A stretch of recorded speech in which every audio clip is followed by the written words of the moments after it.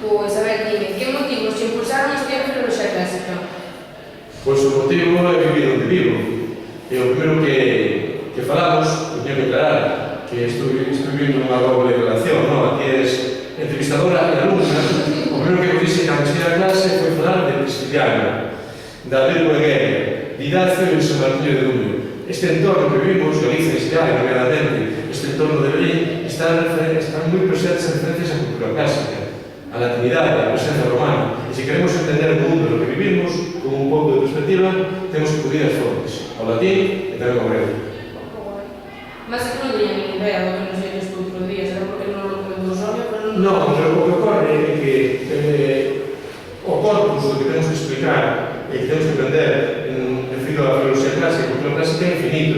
Hai unhas materias máis importantes. Ao mesmo tempo, sempre é importante tamén reivindicar esas figuras que son próximas e que pasa o tempo e que nos acabamos de citar. Xa dixen, Prisciliano ou Idacio, o bispo de Chaves, arqueólogo, de Agua de Flavia, que escribiu o Cronicón, un documento fundamental na Oaxo Imperio da Idade Media, no que relata como foi a chegada dos bárbaros, que ele describía como unha auténtica apocalipse.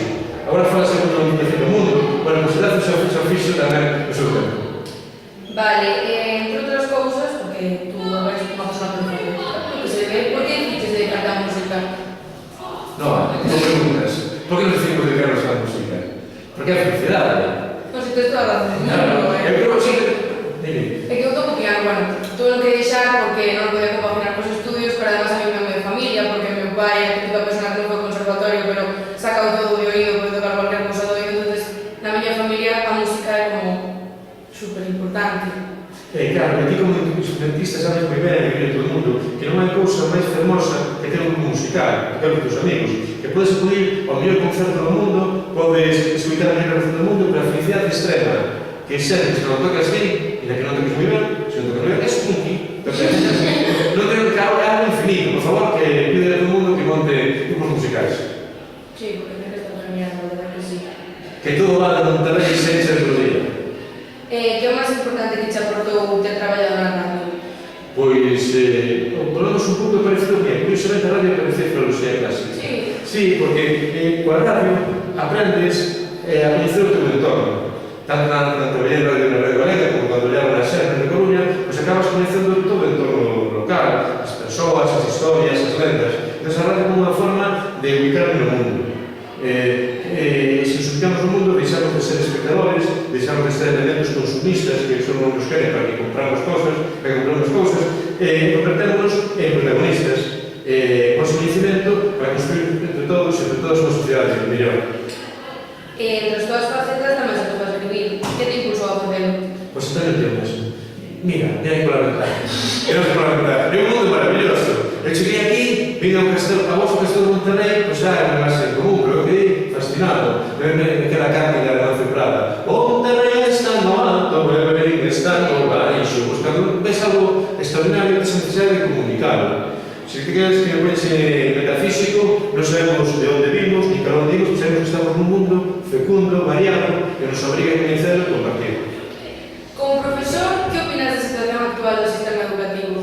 Como profesor, vou opinar un pouco, porque sabes que este é o meu debut, o meu debut docente, pero sobre a situación do sistema educativo, penso que é ben triste que exista unha legislación que conte tan pouco coa experiencia precisamente dos docentes e que se centre tan pouco na nosa realidade. Penso que a educación debe partir da vida e do entorno. E tal que esta nova lei me parece que non vai nesa línea. Son crítico con ela. Pero tamén se pode mellorar. Crees que actualmente se pode vivir da música? Sí, por suposto. Pero podes vivir da música económicamente, hai xente que ten esa capacidade, pero vivimos da música emocionalmente. Quero dicir que, ainda que non tienes un soldo a fin de mes que te permita cubrir as túas obrigas elementais ou necesidades elementais, o feito de ter un grupo musical dache vida, dache emoción, dache feliz durante todo o tempo. Eso é o xogo. A última, que consello lle darías a alguén que quixese facelo? Vivir da música? Pois o primeiro que lle daría é que o seu objetivo non fose vivir da música. que o seu objetivo primeiro fose ser feliz coa música. Se procuras ser feliz, as cousas acaban chegando. Se buscas a remuneración económica, vas a ver problemas en todas as partes. Non te vai gustar este escenario, non te vai gustar este entorno, se non tedes un problema económico non vas a ser feliz. En cambio, se a ilusión é compartir, crear, a música gusta, pero podes facer cousas, facer cancións novas, transformar a realidade. Iso é maravilla. Sí, esa es toda la razón. Alegro. Pues nada, xa está.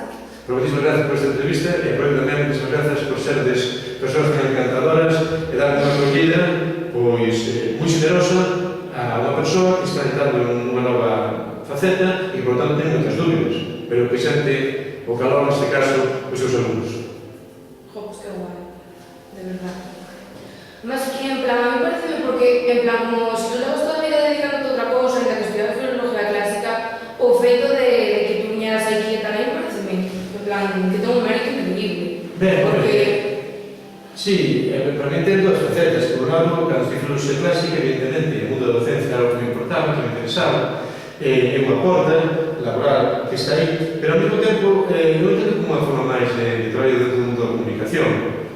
Falamos antes a radio, a música, o ensino, fundamentalmente é un proceso de comunicación, de trasladar ideas, ou debería ser iso.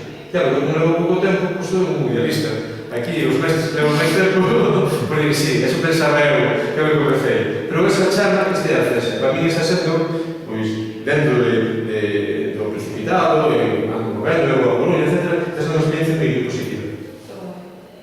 Tamén é o futuro, porque tamén quero ser profesor. Sabín que ese profesor de historia, por iso. Que cho dixo? Pero esta, a ficha. Ah, claro. Non sei por que confidencial. Non pasa nada. Censurado. Teño eu en Instagram e en Twitter, xa sabe todo o mundo, cualquier persona que vexa nas redes sociales xa o ten moi claro, así que... Pero vamos, que non cambiaría por nada, se eso que non vou cambiar de opinión por moito que me intenten facer cambiar, porque non... Eso é importante, sí, que ten criterio. E o criterio que sea conformado por ti mesmo. Porque a veces hai eventos de presión, ten outra saída, etc. Non, o criterio é fazer as cousas. Creo que temos que deixar, porque temos unha consulta de máis. E vi que miramos o noso, muchísimas gracias, Nora. Ai, que... Perfecto, Luis.